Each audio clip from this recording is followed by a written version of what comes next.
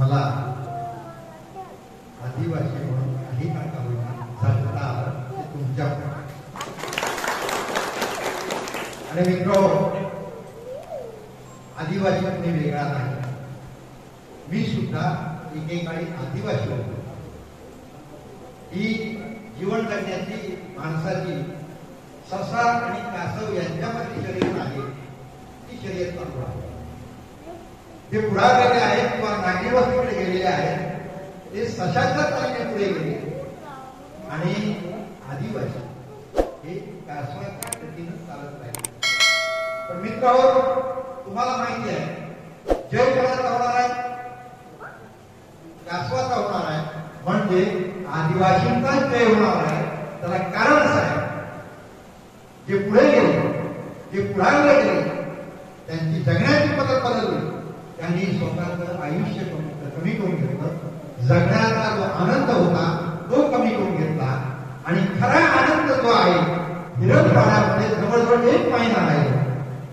तिथल्या लोकांचं जीवन पाहिलं, तिथल्या लोकांचा आधार तिथे पाहिलं आणि मी समजून गेलो खरा माणूस कुठे असेल तर तो आदिवासी पाड्यामध्ये आहे. खरी जगण्याची कला आहे ती आदिवासी पाड्यामध्ये आहे.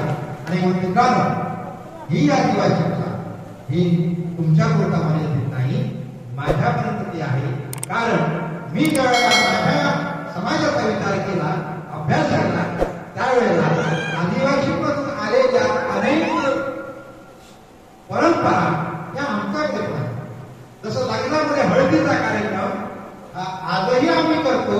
याचा अर्थ काही वर्षापूर्वी आम्हीही आदिवासी होतो हे सगळ्या समाजाला मान्य करावं लागेल. मित्र, कुणी छोटा नाही, कुणी मोठा नाही. जगण्याची कला आहे. जो शिकला तो पुढे गेला, त्याला नोकरी मिळाली, 4 पैसे त्याच्या वळवले, त्याला वाटलं मी काहीतरी मोठा आहे. परंतु जगण्याच्या कलेमध्ये माणूस महत्वाचा आणि तो माणूस जपण्याचं काम आदिवासी लोकांनी करतायत. त्यांना मी धन्यवाद देतो. मित्र, ही जी कला आहे, ही संस्कृती आहे, ही माझ्याकडे मी मुंबईमध्ये पोहोचवण्याचा प्रयत्न करणार. एखाद्या एखाद्या हॉलमध्ये, एखाद्या थिएटरमध्ये मी तो कार्यक्रम लावेन आणि तो कार्यक्रम तुम्ही स्वतः तिथे या. सर्व कलाकारांना मी तिथे बोलावे.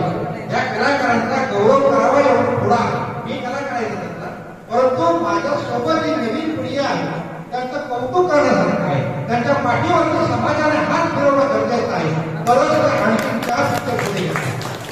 ही कला लोकांच्यापर्यंत जाणं गरजेचं आहे. आणि मसत देतो आणि कुणी जरी नाही मला सहकार्य केलं तर एका श्वासला त्याला जेवढं जमेल तेवढा हा आदिवासीचा, हा संस्कृतीचा भाग आहे. या नागरी वस्तीमध्ये पुढे येण्याचं काम मी करणार.